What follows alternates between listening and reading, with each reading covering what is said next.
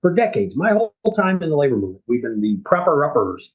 Well, shittier and shittier, if you can say that on your show, Richard, Democrats. I think you just did. I think you could stand up and say to people, this is not a democratic system. This is certainly not right. This is corrupt to the core and rigged against the people at every turn.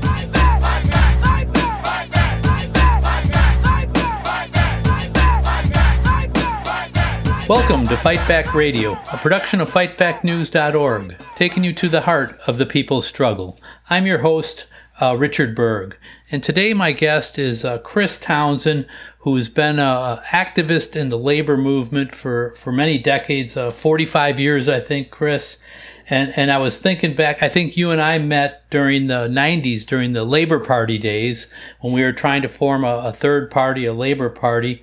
But Chris, for a long time, was a leader and a staffer in the United Electrical Workers Union, and was their Washington lobbyist or legislative director, and later became active with the Amalgamated Transit Workers Union, where I'm not sure if I got your title right here, organizing director. Yep. And so today we asked Chris, who was one of the major movers at getting international publishers to republish William Z. Foster's American Trade Unionism, which is one of the main leaders of the labor movement and organizing drives that really brought us the labor movement we have today. And so we're going to try to talk about Foster and what his relevance is, but not just for history, but also for what is going on today and what's going on in the labor movement, what's important and what isn't, and try to use the lens of that. But let me ask you, Chris, to start out with, who was William Z. Foster, and why is he significant? Even here we are, 100 years later, or more than 100 years for some of his life. Yeah, thank you, Richard, and thanks for having me. For folks at home, William Z. Foster was second only to Eugene Debs in terms of his national standing as a labor leader, organizer, a strike strategist, and a full blast militant in our labor movement, something that for the time being we don't have much of. But he followed sort of in the footsteps of Debs, because Debs' campaign wound down, or his persona wound down as his age and health, and he was jailed, of course, because he ran for president. The ruling class didn't like that, and ostensibly because he spoke out against the war. Imagine that. And in any case, Foster sort of stepped into those shoes. He had been a rank and file activist and had been a bit of an ultra-leftist during his campaign. But as he got older, he grew as an organizer, as a labor leader, and politically he grew. Ended up going into the Communist Party, I guess officially anyway, after the gigantic steel organizing drive, which culminated in the Great Steel Strike. Because as Foster observed back then, when you had no legal framework to organize, it meant that all organizing was to prepare for strike. And that's what almost made the Great Steel Strike inevitable, because the steel barons were never going to recognize a union. It didn't matter how many people joined or how righteous their cause was.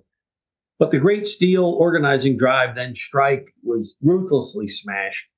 And then shortly after, there was a somewhat forgotten railroad strike of all the railroad shop workers, which was even larger than the steel strike at that time. And it was ruthlessly crushed. So Foster came out kind of with a tremendous reservoir of experience into the early 20s. And this became the period where the now storied Trade Union Educational League was founded. This was his attempt to try to pull together militant left-wing elements that recognized that it was, yes, they had to stimulate the existing unions to action, but they also had to bore from within in these unions and correct much of the corruption and abuse and inaction that was, just prevalent in the union. So it was sort of how do we refashion these unions into fighting organizations, and at the same time, how do we fight the employers more effectively? So. Well, let me ask you a little bit. I want to bring it to the present day a little bit. So, I mean, you've been involved at some levels, and you live in Virginia, in organizing drives that have happened there, and little known to even the most active labor leaders. There's been a huge growth in the public sector in Virginia. And could you talk a little bit about maybe this idea of borrowing from within the unions, working with the unions that we already got, and some of the ideas of Foster and how that would apply to, and also tell us what actually happened, what in Virginia and the situation there. Sure. Yeah, I'm going to start, Richard, by showing the two books. There's many books about Foster. You can go online and find a lot of his shorter publications. But the situation that I encountered later in my career, I was the organizing director, the International Union Organizing Director for the Amalgamated Transit Union, also the field director. And in any case, we began to have organizing success in Virginia. Now, I live here in Virginia around Washington, D.C., but this struck me as unusual.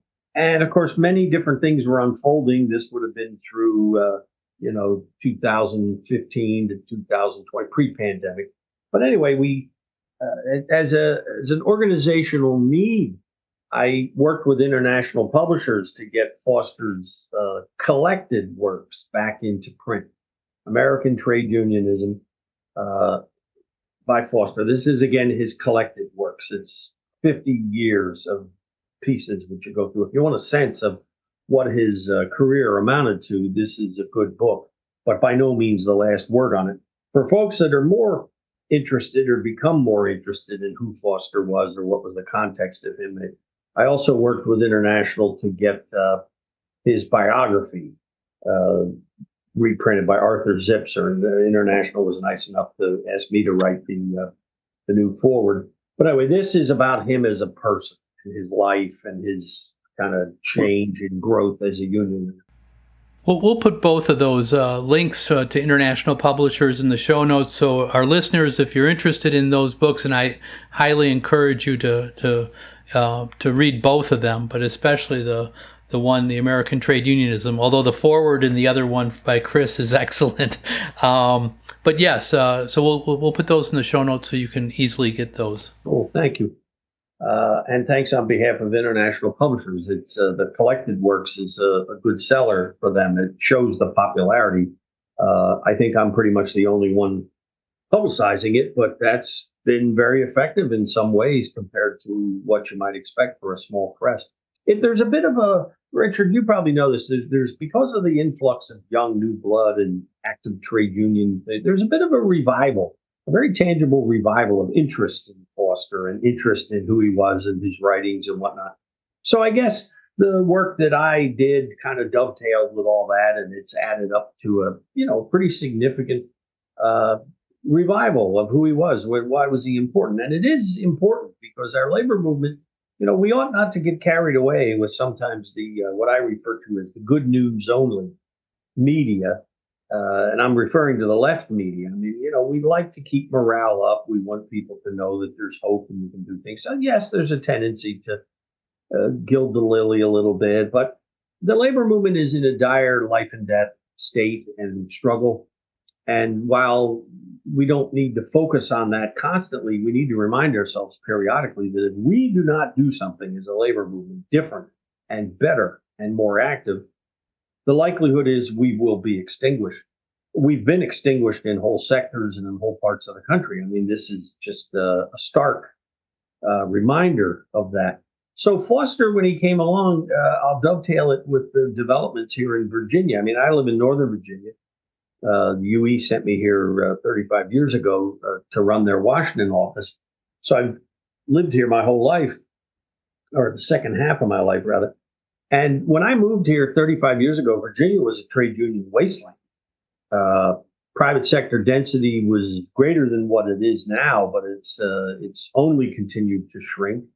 And collective bargaining for the state and local sectors here in Virginia is, until recently, absent, because it was not just the lack of a framework, it was actually legislatively banned.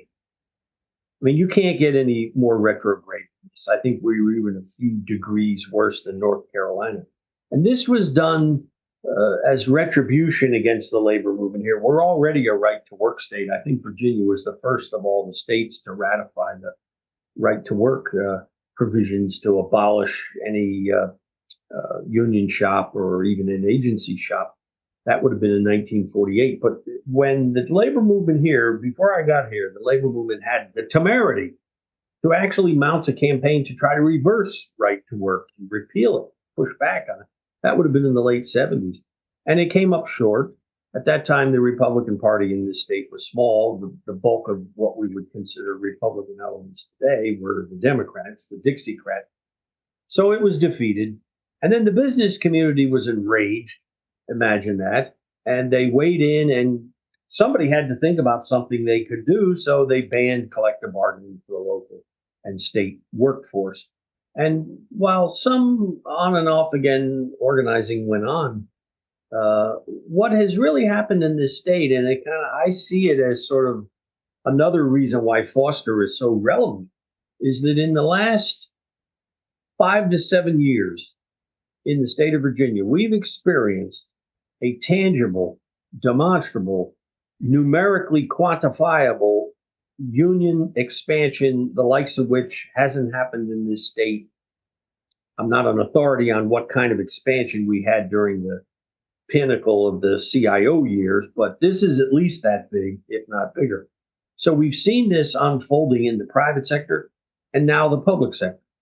To the credit of some of the progressive Democrats and the labor movement in this state, the 2019 session of our state legislature, truly a retrograde body. Anybody would want to come down here and come with me to Richmond, I can prove to you that Neanderthal men still exist and they're elected in that legislature. But a crop of newer and better lawmakers, I guess that's almost a knock against Neanderthals. I ought to be careful.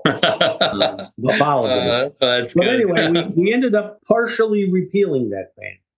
Now, I think the Republican forces who were furiously opposed to it, there was a tiny Democratic majority for a couple of years, I think they figured, well, it's still not going to lead to very much, because really all that happened by lifting the ban was that it enabled any local jurisdiction. They only unbanned it for local and school districts. The state workforce in the state of Virginia is still banned from organizing, if you can imagine. So in any case, the local government and school districts were free to organize, but you can only move forward if your employer voluntarily agrees. Well, we all know how that works. It's not like we have a large crop of employers and bosses around who willingly want to recognize your right to have a union or bargain a contract, God forbid. But there's a moment here within some of the Democratic Party, to be noted, not to be given too much credit, but it should be noted, that what's happened is after the unbanning, and then we've had an increasing tempo of organizing in the private sector. The unbanning has led now to we had the pandemic, so that stalled everything for a couple of years, like everybody in their whole life.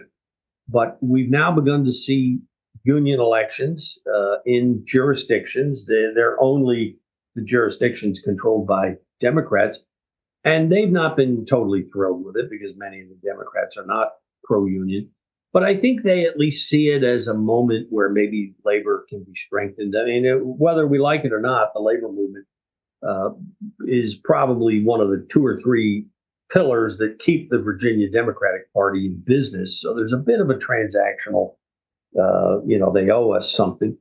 But anyway, we now, when you combine the public and the private pieces of organizing, Richard, that have happened in the last couple of years, now culminating with the fantastic victory of the teachers union to organize the previously unorganized public school teachers in Fairfax County here in Northern Virginia.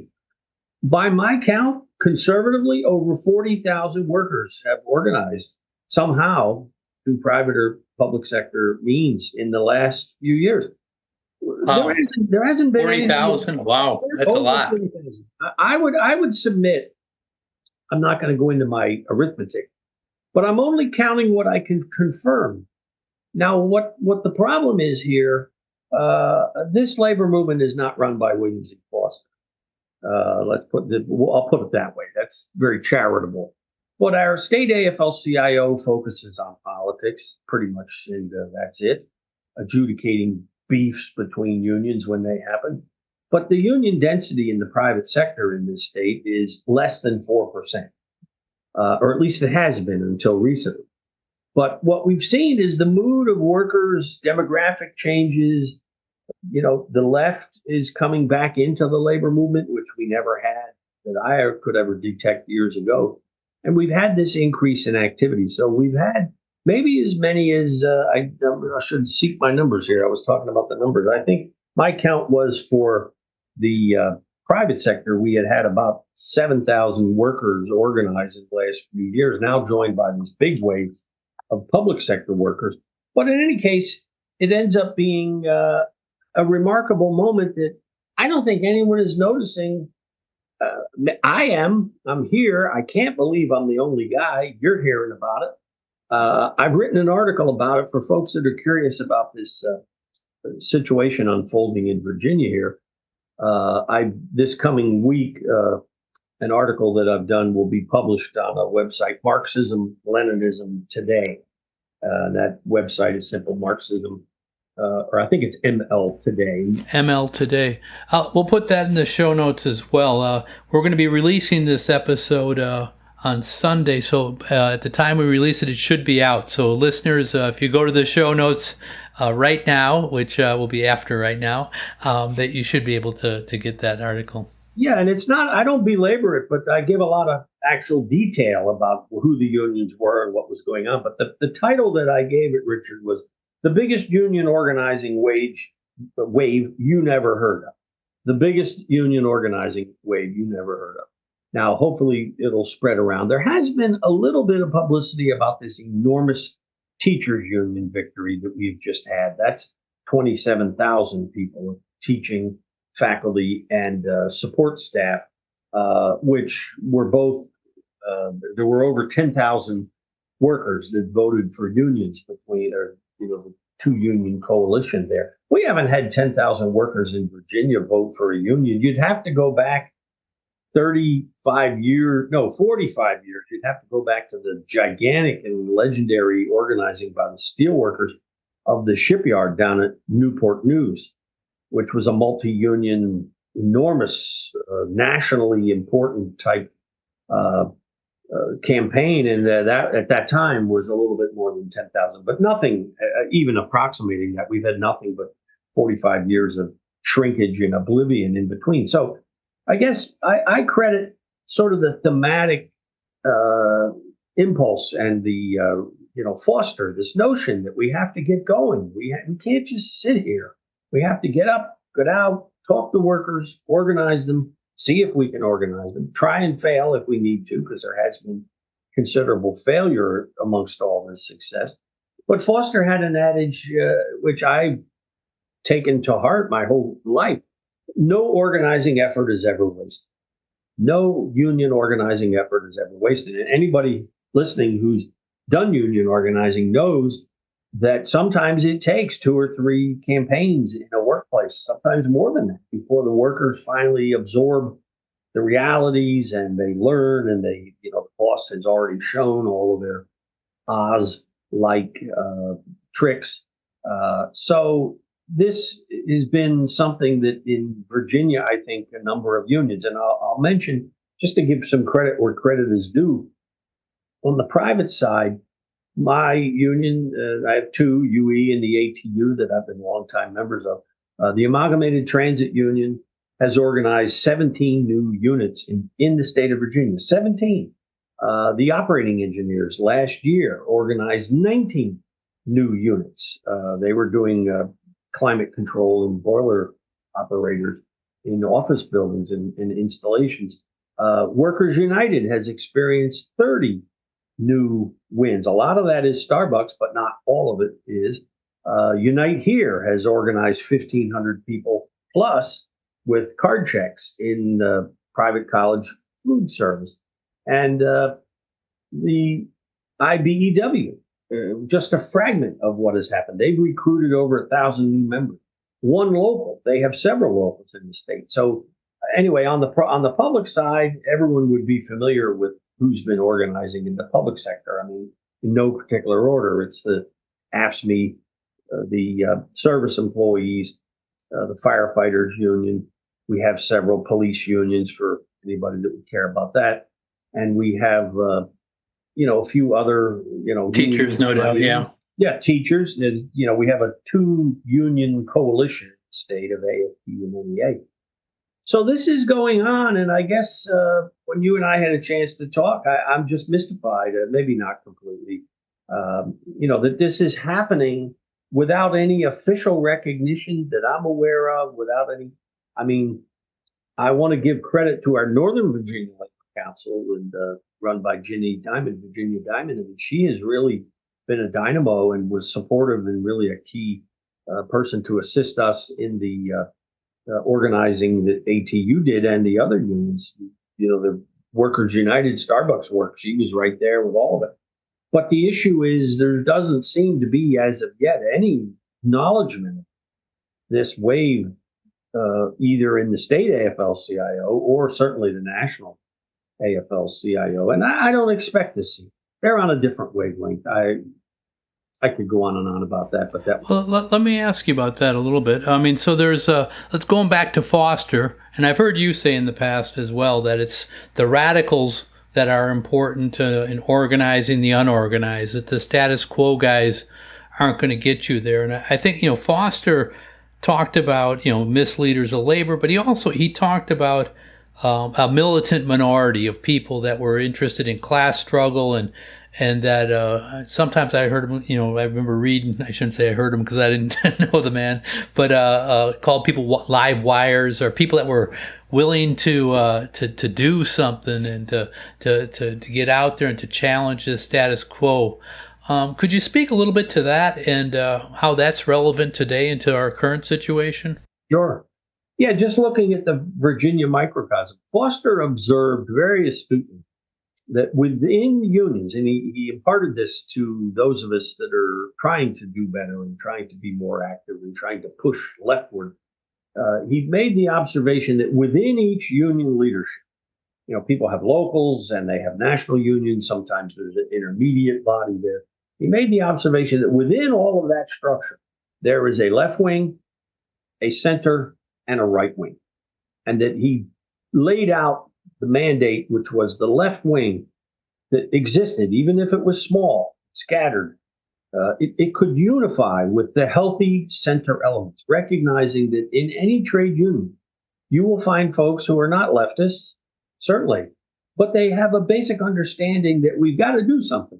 We've got to do something to protect what membership we already have, plus growth is a natural thing. This is sort of like missionary work, bringing light to the blind. People instinctively want trade unionism because frankly, the workplace in the United States today is a dictatorship.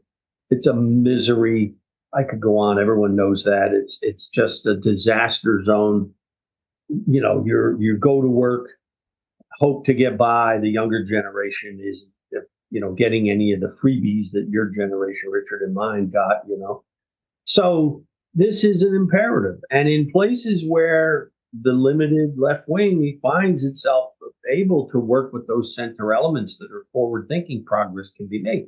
And as for the right wing, as Foster observed within the unions, again, this is the right wing within a trade union context, invariably they oppose all of this. Now, they may not oppose it vocally, but they'll drag feet, they'll create roadblocks, they'll undermine. And what we've had here in Virginia for decades is a labor movement leadership that is essentially defeated. And they're habituated to defeat and habituated to irrelevance. But yet now, as we see the stirrings of some of the new members coming in, this was another Foster observation, that nothing revitalizes a union structure more than new members coming in who have fresh expectations and have big expectations and have a different view. And they're willing to question some of these things. And, organize. I found this out in ATU. Some of your locals almost regret organizing when they bring in a new group because it's more work. But they also have people that ask questions. Why do we do it that way? Why don't we do it this way? Why can't I do that? There's almost a youthful unruliness that comes in. But that's what Foster always referred to as that serum that the labor movement needed to get it going. So, I don't want to overestimate the role of the left here in Virginia because you can imagine that it's pretty tiny. But I know I've conducted, we have a national organizing school, the InsideOrganizerSchool.com. Richard will put up that link, Inside Organizer School. This is a national. We'll put that in the show notes, InsideOrganizerSchool.com. Yeah, this is a school that was born out of my time at the ATU when Larry Hanley was president and Richard Bensinger, the legendary organizer Richard Bensinger. We got that together in 2017. Well, that's a particular kind of organizing school. We deal a lot with assaulting. Well, this is where the Starbucks movement originated out of that school. So that's an interesting piece. We've run sessions of that here in Virginia. And then I, just on my own, in coordination with our labor council, I run a whole series of just, they amount to about a half day union organizing school. And we just advertise it and whoever comes. Well, everyone probably listening to this is a left winger. Well, that's who comes to the school. These are the folks that are awake, aware, they're curious. And we've generated union organizing campaigns through that school. And anytime I've done it in Northern Virginia here. I've done one in D.C., did one down in Roanoke. I've got one set in Richmond. We're going to do one in Western Virginia. I mean, on paper, you would say, why are you going to drive all the way out to Western Virginia? Who's going to come to your meeting? Well, we'll have 15 or 20 people there, and these will be from 6 or 7 unions who want to organize. But they're not getting much leadership from their own union, none whatsoever from any broad labor movement here. And it is a remarkable moment. Every time I've done one of these, the book sales are brisk, including Foster, and the room fills up. And, real campaigns can be initiated this way. So whenever I do these things. Let me ask you, Chris. I mean, so you drive to Roanoke or wherever, in Virginia or wherever you're at, and you set up, labor. You work with the unions that exist, so they publicize it, and a few of their rank and file or staff show up. So you're in front of the room. What does this look like? What do these meetings look like? Could you give us a little more about the kinds of how you open it up, what the topics are, and how they go?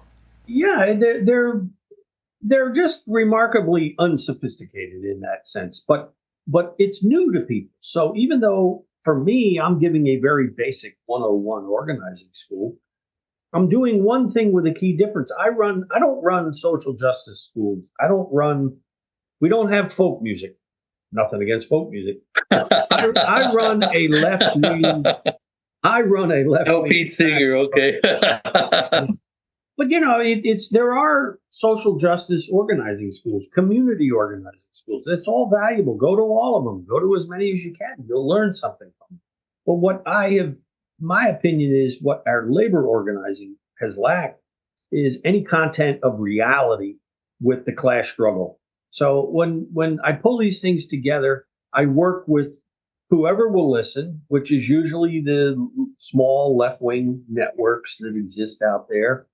And I just have to do the work of telling them, let's try it. Let's have a school. Let's get together for a few hours and I'll talk about union organizing in Virginia and the imperative of this. And then I'll make myself available to answer individual questions because everybody who comes from some different piece of things. So they're just remarkable meetings that the reason why we've continued them is because they are, I guess, a success in the sense that every time we do it, we fill up the room. I'm able to introduce Foster to them. Not everybody who comes is a left winger, but there's folks curious about how can I do this.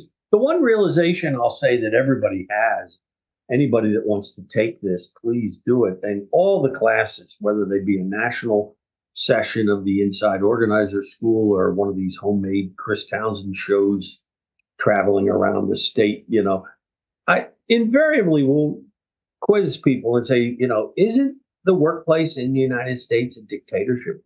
Isn't that a fact? I've never had anyone question me on it. I said, well, then if you don't at least have a trade union to put a brake on that dictatorship, you're going to live a miserable, poverty-stricken life. Or at best, you'll lead a life that was a lot less fruitful than it should have been. And the overwhelming number of folks who come are folks who are either in unions that want their union to do more, do better, function better, or they come, they work in an unorganized workplace, and they're curious, what would it take for me to get a union? And occasionally we get some paid staff. But remember, in a state with this little history of union organizing, there's not very many union staff here that have any idea what to do with this. So I'm not really surprised. I wish I could, maybe in the coming months after the school teachers thing, I'm going to see if I can convene a meeting of local leaders who are kind of untouched by any organizing. Maybe we can punch through into that population and activate some of them. But in any case, this kind of spreading the gospel of Foster and the need to go out and organize and stimulate your union to activity and just be relentless about it, it is really contagious. So Roanoke, I had mentioned, I go down to Roanoke. They have 35 people, and we stimulated some organizing drives. It's just been remarkable. So I'm doing what one guy can do, but we're going to do several more in this state. Any listeners could do this if they're curious about I've had people say, do you have a curriculum? Do you have a syllabus and all this? And I said, no, I never went to college. I don't have any of that, but I could write it down. And it's a one-page outline, just cover this, cover that, introduce the book, answer questions. And what tells me that this is really the right track is not that we fill up the room or not that I sell a lot of Foster's books or anything. It's the quality of the questions who come to me. I almost have to budget time. I do have to budget time. I tell people who I am and how to get hold of me. They come, they listen. Maybe they talk to me at that meeting. But I get, later today, I'm going to have a Zoom meeting with a young militant who came out from one of these schools. And he's busy starting his Teamster local to actually bargain his contract now rather than just take what the boss was going to give them. He's in more of an old style Teamster local. So this is a guy who takes Foster to heart, and I can think of dozens of these folks. So I guess I'm tapping into a reservoir of this out there that maybe others are. I hope somebody else is doing this work, but this has been the unique Virginia moment for us to do this. Well, I want to circle back eventually to the Inside Organizer School, but let me ask a little bit about, before we do that, if you ask any union leader in the country, just about anyone, do you want to grow? They'll say, yes, we want more members, blah, blah, blah. I've heard the speech, I don't know how many times from how many union leaders. And, but the stark reality is, even with the good news, of Starbucks in Virginia and everything else, the level of union membership, the density, is low, and it's been low for a long time. And so what are you what do you do different than others are doing, or what's the, what's wrong with the way the labor movement is handling growth right now, in your view, and what can be done to, so that we can, try to turn things around a little bit here? Right. Well, I guess I'll wander into that. It's a fair question, and it really is the question of the day here. I'll say, our local labor councils. Now, in particular, I'm here in Northern Virginia, so the Northern Virginia Labor Federation is particularly on board with this. I mean, in some ways, they pushed me along because I was somewhat pessimistic, but to see the work that federation does, and it's a very small and embattled fragment of unions that have members here already. Again, they're part of this 3.5% that we have, and now increasingly with the public sector. But I can't really speak much for the other three labor councils. I've never met them. I'm sure they meet and do something, and I wish them well, but there's no mechanism to communicate them between these. The National AFL-CIO is completely irrelevant as far as I'm concerned. I mean, they're well aware of what's going on here because I've told them, and I had conversations with them 5 years ago, where this was at 5 years ago, and it just they're paralyzed with sort of inertia, politics. I should mention Liz Schuler, the president of the AFL. People may remember a year and 2.5 years ago, she came out of their AFL-CIO convention, and one of her staff might have told her that she needed to say something about new organizing because it's very apparent that the federation continues to shrink. So she announced up in Philadelphia that she was going to launch a transformational organizing initiative, and they were going to organize 100,000 members a year. And I know that there's 6 people making 6-figure salaries working for that, and I know they raised the per capita tax income of the AFL 10 cents per member per month. I still have not seen anyone with a shovel sticking it in the ground. I don't see it here. I mean, so I have to presume that some people are working hard there. Not them personally, but I has anyone heard me? Hello, is there anything there that's going on? I mean, so I look at what we're doing in this state where we have just individual. I'm one of them. I'm just one of them. Younger generally running around, helping to stimulate these campaigns, and maybe the 10 different groups, that maybe 12 who've been now picking up the pace, figuring out on their own in most cases that yes, you can organize here. That continues. So it really is an unusual moment where no credit goes to the labor leadership at the national level really about this. This is really something that is being kind of learned as we go and in isolation from each other. I think I had referenced the best evidence that this is the case is that when I set about several months ago in anticipation of the teachers union election, which we were all confident they were going to win, it's painstaking. I literally have to call around the state and talk to little fragments of the labor movement just to find out what they've organized, because nobody else is keeping track. That's why I say this article that's coming out in Marxism-Leninism Today, the biggest union organizing wave you've never heard of. I chronicle some of the numbers because I didn't want somebody to pick at it. Now, I'll stop and say this, just because we're able to somehow win recognition and bargain for 40,000, and I do think it's much more than that, but let's be modest. 40,000, yes, we have to win contracts. We have to enforce those contracts. We have to turn these folks in from unorganized workers into unionized workers. We have to bargain good contracts. We have to recruit membership. This won't mean much to the labor movement here if we see no increase in the dues paying membership. It takes money to run these unions. That's a statement by a worker who does join.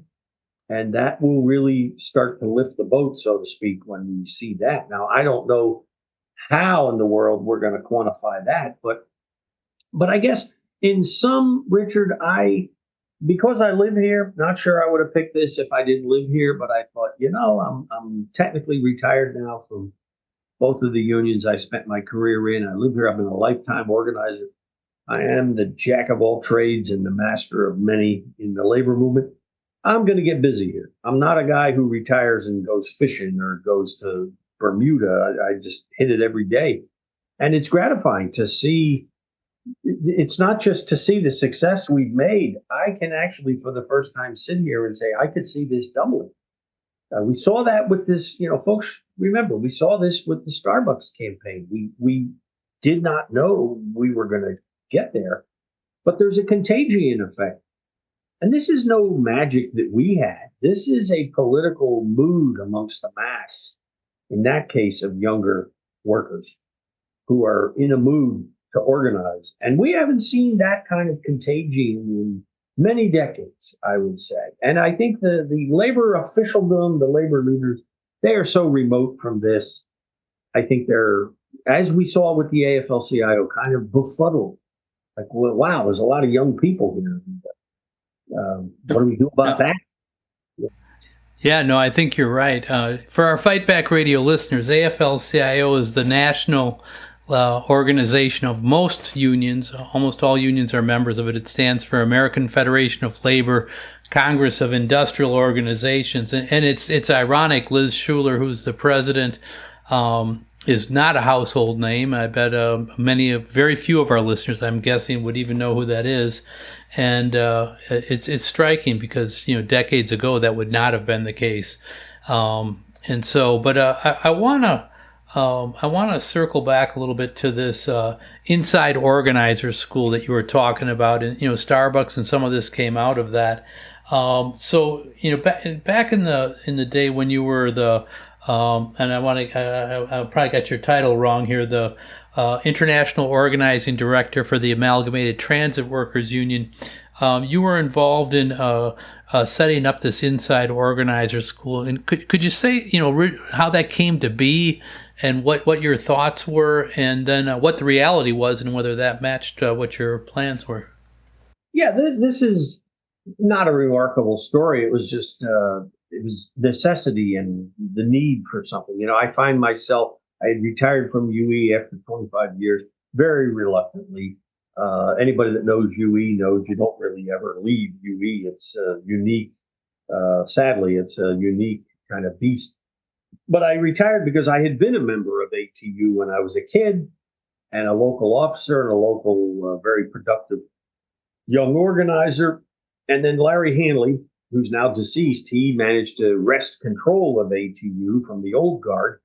And he wanted to experiment with new approaches. I mean, he was just a very healthy left wing in a broad sense, and he was willing, he understood this. So he wanted to develop a campaigning apparatus within the union so they could negotiate better contracts and defend transit funding and all the things. And he wanted to organize the unorganized on a bigger scale. So I went to work for him. Well, I worked about 100 hours a week for 5 years, and boom, I fell out with back-to-back heart attacks. So when I crawled back to work, Larry Hanley was a very decent individual. He says to me, "What can I do to help? I don't want you to die on me here, and then your wife will haunt me." So I said, "Well, I need you to hire Richard Betzinger to help me train the staff and train the locals." I mean, imagine this: we were 240 locals in the ATU, and there was only a tiny handful that could do any new organizing on their own. So, in any case, he did. Richard joined the squad there at the ATU. This would have been late 2017. And we started the Inside Organizer School. We weren't exactly sure where it was going to go. An awful lot of it was geared towards training ATU staff, but we consciously selected a multi-union school, and then salting. For folks not aware what salting is it gets a lot of different explanations, but the best one I ever heard was, if you throw a handful of salt into water on the stove, it boils a little faster. And that's what salting is. Send people into a workplace to get it to move a little faster. Especially if, as a left winger, you sort of presume that and all polls show this, the vast majority of workers would gladly join a union or belong to a union, were it not for the ferocious and illegal and fanatic resistance put up by their employer. So anyway, we started. So let me stop you quickly. So assault is somebody who ahead of time is going in there with the idea that I'm gonna apply for a job at Starbucks or whatever, but the reason I want to work at Starbucks is I want to help organize a union there, or something of that effect. Is that right? Yeah, I had been assault when I was a young worker, and my story was not complicated. I had landed in a new city after I met my wife. We're still going around it for 41 years, so that worked. And when I landed in Albany, New York, where she was at, I didn't have any connections to anybody there, but I just approached a couple of the unions and I said, "Where do you want me to go to work? Where you need to know something, want to know something, want to start something?" So the United Food and Commercial Workers at that time, this would have been 1985, I guess, a pretty dreary, anybody remembers those Reagan years? This was somewhat everybody's morale blown away, and we were plant closings, layoffs. I mean, it seemed like doomsday. But anyway, UFCW at that time in Albany wanted to organize. So they said, "We'd like you to get a job in this list of stores. And we don't have any idea what's going on in these stores." So I had a series of 6 different jobs. And I reported back to the union, and several ended in full-blown union organizing. I ran a recognition strike and all this. I mean, this was just fabulous for them and me. I learned a tremendous amount. Plus, it got them moving to not just sit there and fret about it. Oh, we've got all these unorganized places around. What do we do? What do we do? No, do something about it. So that was my personal experience with it. And it's quite similar today. So folks who gravitate around our inside organizer school frequently, but not all of them, are at least willing to consider this. So the truth or the facts would show that what happened with Starbucks was that Richard Fensinger and Jazz Brissack and some of the young militants around the organizing school had already had success organizing a couple of tiny local coffee shops in upstate New York. And then the Starbucks idea, the idea of actually taking on this incredibly large behemoth, grew out of that experience they had with those workforces in those earlier drives. And none of us, I'm going to say that none of us could have ever sat and said, yeah, we were pretty sure this was going to fly. I mean, we frankly felt like mad scientists in the garage building a rocket, not even sure if it was going to fly or blow up or, just be a dud launch. We didn't know. I mean, I'll share this. We should be truthful. I was certain everybody was going to get fired right away. We see that right up until today. But anyway, it flew, and now we're up to 440 some odd successful elections. Folks are following it. You should follow it. And if people are interested, we had, sorry to interrupt you there, Chris, but we had Angel Krempka from Buffalo on Fight Back Radio earlier. If you missed that episode, you can scroll back through the previous episodes. Maybe we can put that in the show. Our show notes are getting long here, but that's good. You can find that there. Yeah, no, I know Angel. She was one of those early activists in that, and she was fired, victimized. But then nevertheless, it was a mixture of militant elements and left elements. And I should say, because it sort of had its originations in the school, Foster's book was known to all of them. I venture to say that of the handful of organizers that went up to Buffalo or were already there and went into those first three stores, this was part of their literature to back them up, to give them, the gumption to go do this and take this on. Like I said, none of us could have imagined that this would have taken off. And, I want to say one thing, Richard, that's maybe for a left-wing audience. When you bring up Starbucks, of course, people will say, well, geez, look how big it is. 440 stores. That's great. But they have 15,000. There's a proportionality here that has to be dealt with here. I mean, yes, this is significant. This is big. For a labor movement like this, this is historic. We can say that. And it's true. But it is only a first few steps down the long path. Well, the thing I want to say is that don't get caught up in the debilitating what if thinking. What do I mean by that? If we could teleport ourselves, Richard, back to Flint, Michigan, while the sit-down strikes were going on in 1937, and if you and me had navigated through the cops and gone over to the window. So this is the United Auto Workers, where they were founded in the great sit-down strikes of the 1930s that really changed our whole labor movement and created Yep. Yeah, so if we would have navigated the cops and got over there to the windows, if you've ever done your homework, you'll see photographs of the men. It was all men inside, sitting in for weeks, demanding union recognition and whatnot.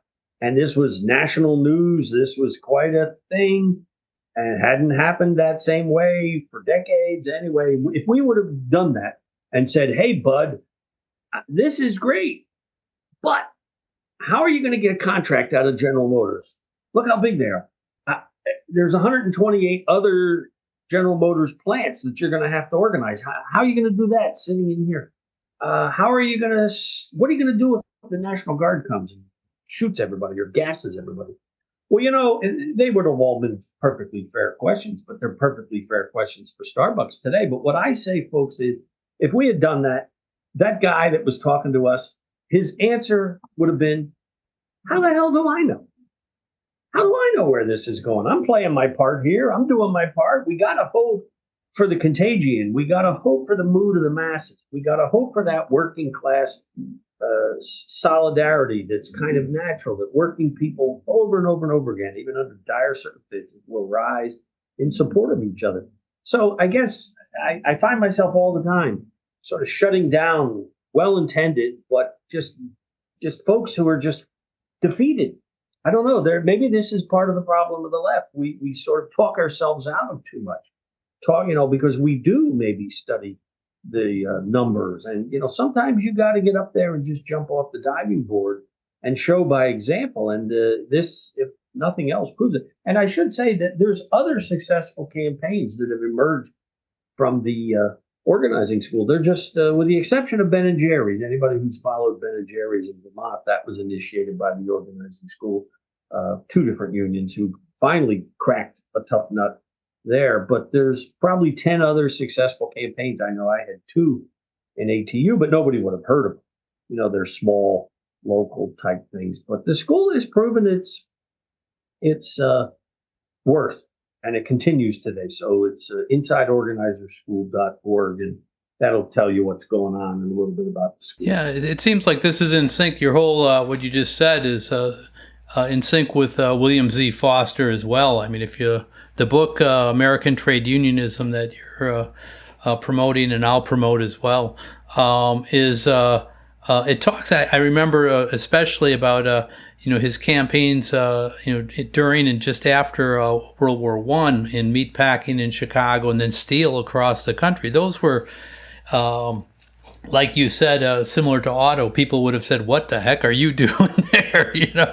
And I'm going to get out of this. Yeah, how are you going to do it? I mean, and I should say, Richard, the book that I keep showing here, and you're nice enough to publish, American Trade Unionism. This is the unofficial text of our school. It's an unofficial school in a lot of ways, but I make sure at every session of that school we have that for sale. We've sold hundreds.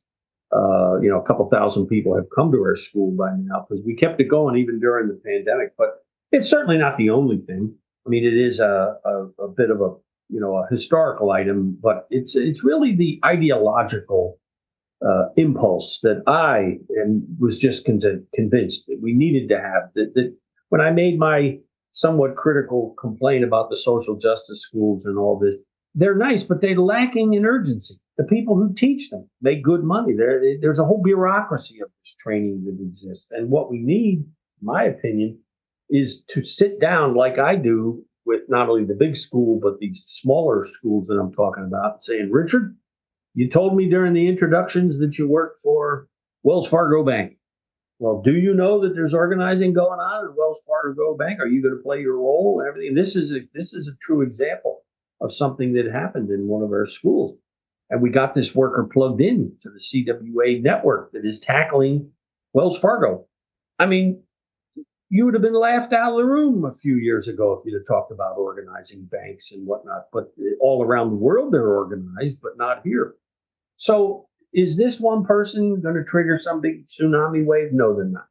But if we had more folks feeding and encouraging and teaching and leading people into these struggles, there would be much more going on. And we draw a lot of that from the salts that at this point, I'll quantify it. We probably have connected to the school because the school is a sum of the parts of the unions that participate in it.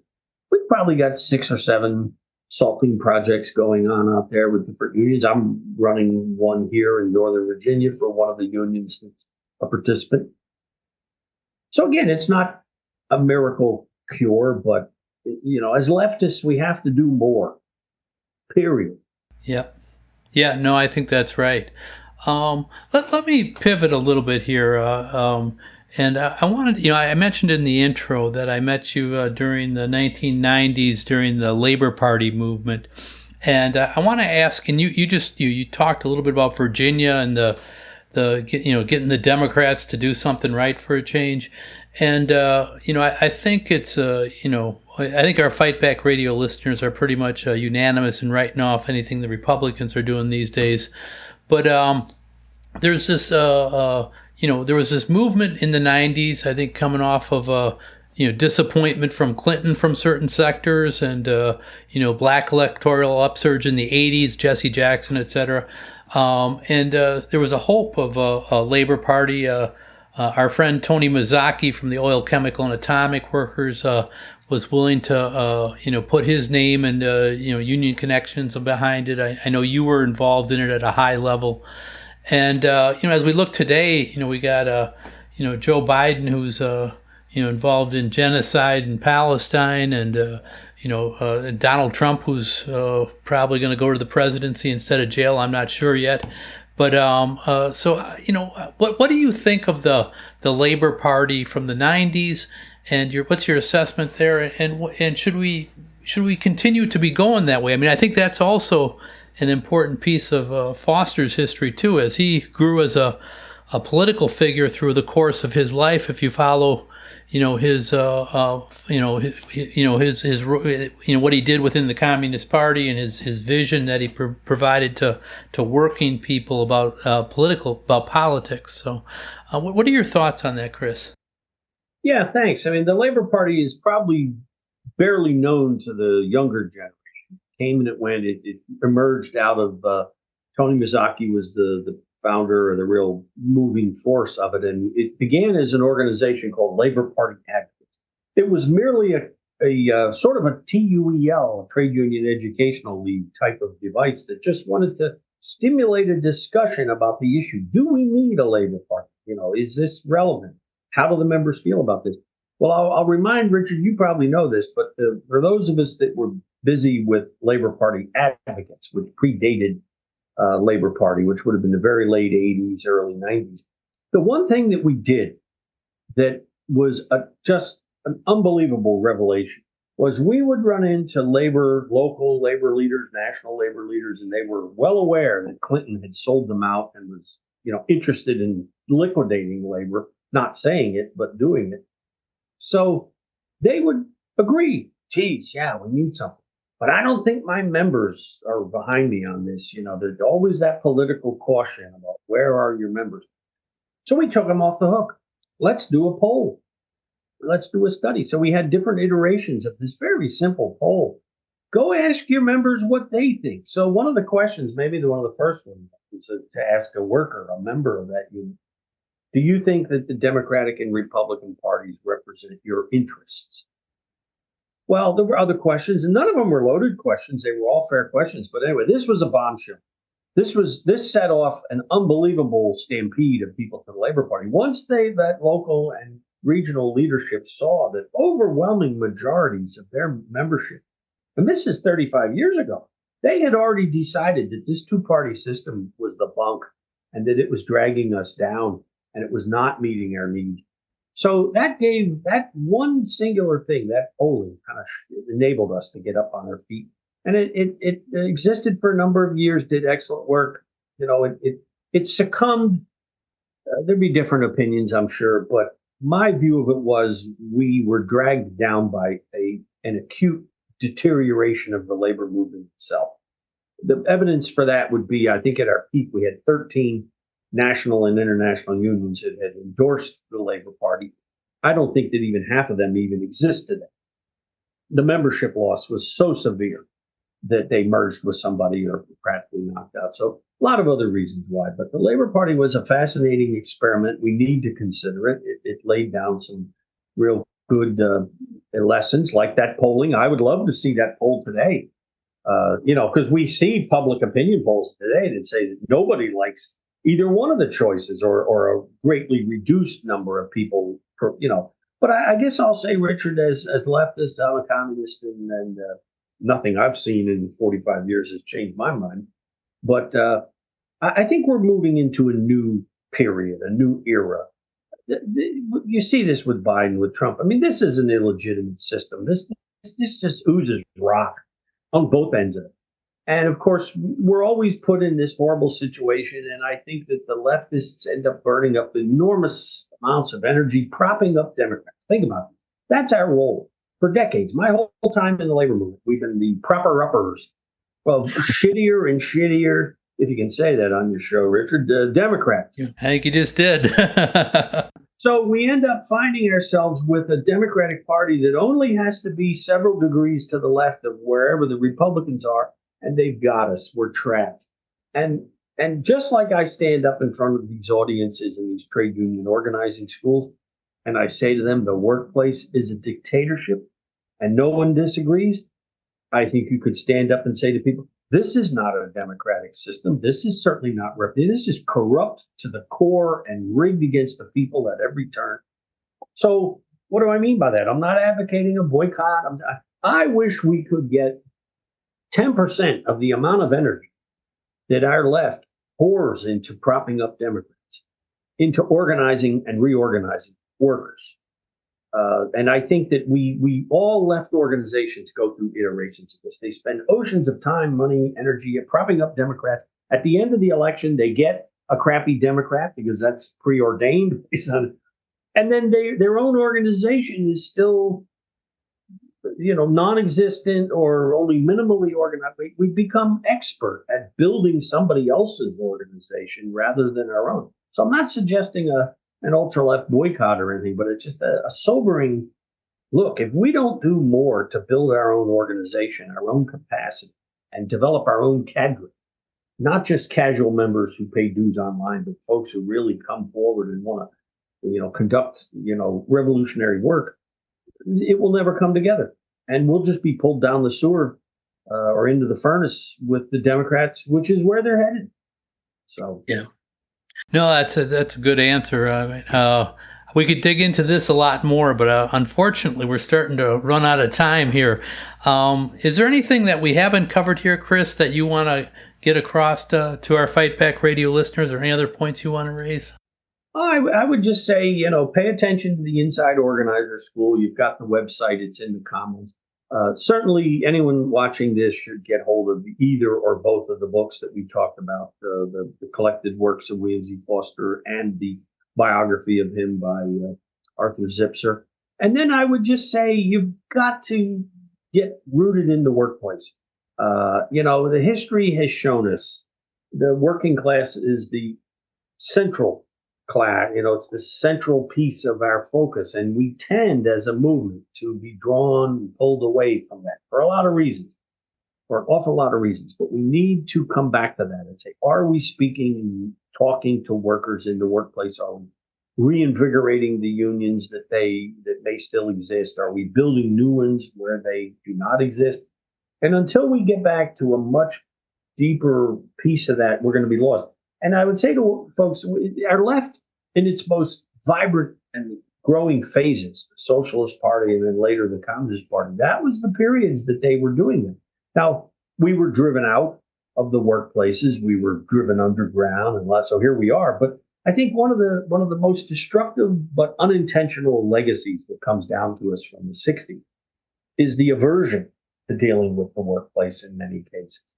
So it gives the illusion of activity and activism and all of this, and has value. Yes, it does have value, but it doesn't build permanent working class structures by and large, and doesn't build militant trade unions.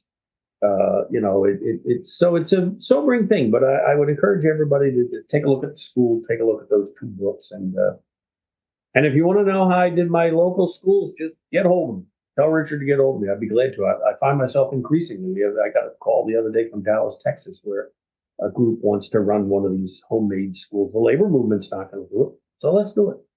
All right.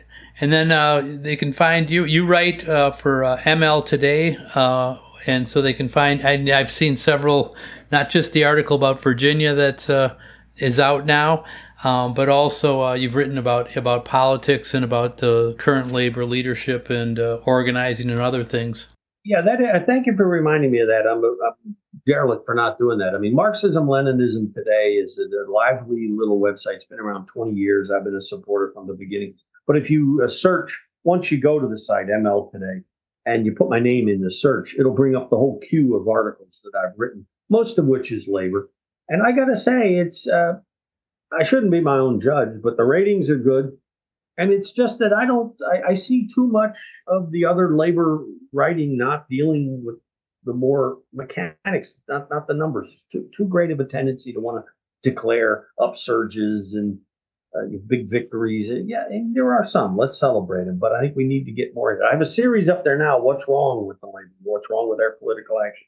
What's wrong with our organizing? What's wrong with our collective bargaining? That was really the most popular stuff I've written for this whole generation of young radicals and socialists and leftists out there that are groping for this. Why are we trapped in this situation? What's wrong with our labor movement? So my opinions on it, they were well received. So, but I appreciate the plug, and I appreciate you having me on the show. Yeah, thank you. Thank you for being our guest on Fight Back Radio and for all the work you do promoting Foster and promoting the working class struggle. So thank you for that, Chris. Thank you. Okay, so yes, and I want to echo what Chris said, that people should check out William Z. Foster, American Trade Unionism, which is available from international publishers. Also, I encourage you to check out everything by William Z. Foster. This guy was a prolific writer and detailed researcher when he did history, but even when he was organizing the unorganized, he wrote pamphlets. All of this stuff is available on the web at Marxist.org, so, and probably other places too, but I want to send you there because I know you can get it. There's a whole bunch of people, but if you just put in William Z. Foster, that'll pop up. And I encourage you to look at that, because there's so much rich history there and also lessons that we need right now. And I want to, also encourage you to check out Chris Townsend. We'll put in the show notes his article about Virginia, and you can find him on mltoday.org. But yes, I mean, he's just a wealth of knowledge. Here's a guy who has been in the labor movement his entire life and really brings some lessons. And, he recognizes Foster and brings that to today. Finally, just in the news, at our last episode, we talked about the really heroic job of the tens of thousands of education workers in California that are members of the United Auto Workers that struck against the UC system. A judge in California just declared that strike illegal and that they should go back to work. So, the struggle continues in Palestine. It's like every day there's news. Just before I came on air today, I saw a bunch of Italian legislators in their main Congress with Palestinian flags and whatever it is. I mean, we need to continue to support our sisters, brothers, comrades in Palestine, and to continue to demand an end to the genocide, to expose the U.S. role in this genocide. Continue. I want to thank all our Fight Back Radio listeners who have been so involved in this, but to continue, to be to persevere, and especially the students, you've done a great job. And let's come to Chicago this summer, August 19th. We'll protest at the Democratic Party National Convention, and we'll send Joe Biden a message about Palestine and about other issues as well. And on July 15th, we're going to be in Milwaukee because we know that Donald Trump is not better, possibly even worse. And, we're going to be protesting both of these guys. It's about time that working class people, regular people, the 99%, that we all stand up to both of these parties and say, hey, look, we have demands, and if you ignore us at your own peril. And so I encourage people to go to both of those things. Also, just to say, if you're in the Chicago area, we're going to be having a labor history tour here on the eve of the Sunday before the protest in Milwaukee. So if you want to come out to a labor history tour, send me an email. Finally, actually, the email address, well, first I'll give the plug. We want you to promote Fight Back Radio because you are all we got. It's whatever. If I bump into somebody on the street, I might tell them, but you should tell them too. And if we're all doing that, more people will listen to Fight Back Radio. So if you find these episodes valuable, tell others about it. If you think there's shortcomings to it, tell me about it, and we'll do what we can to make it better. You can reach me if you're interested in this labor history tour in Chicago, or if anything you want to tell us about what we're doing here at Fight Back Radio at richard.fightbackradio@gmail.com. So hopefully we'll hear from you, and I appreciate all the emails that I've been getting from everyone. And then finally, I want to thank the best production team in the world, who do this voluntarily. Every 2 weeks we haven't missed a date yet, and they've done tireless work, and so I want to thank them. Shane Tremley, Dodd McColgan, Natalie Pranis, and Vince Olson. And I'm Richard Berg for the entire Fight Back Radio team, saying until next time, all power to the people.